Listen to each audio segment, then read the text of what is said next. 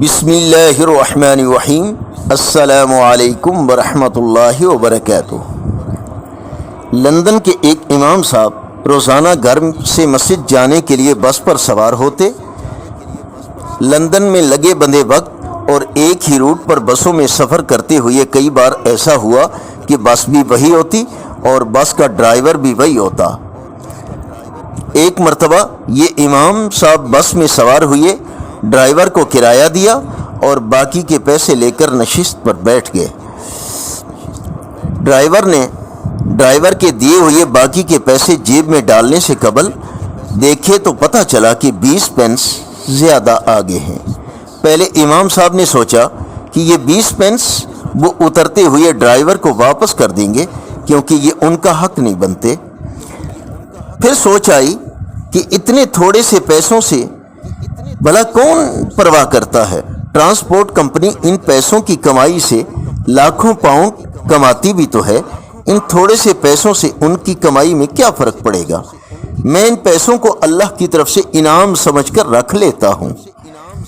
اس کشمکش میں کہ واپس کروں یا نہ کروں، امام صاحب کا سٹاپ آ گیا۔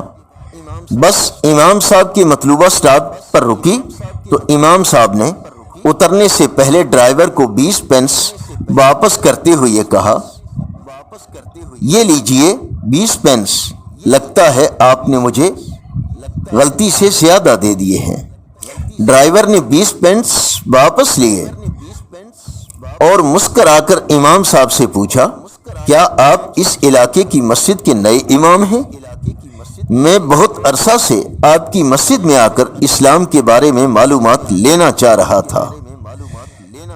یہ 20 پینس میں نے جان بوجھ کر آپ کو زیادہ دیے تھے تاکہ آپ کا اس معمولی رقم کے بارے میں رویہ دیکھ سکوں۔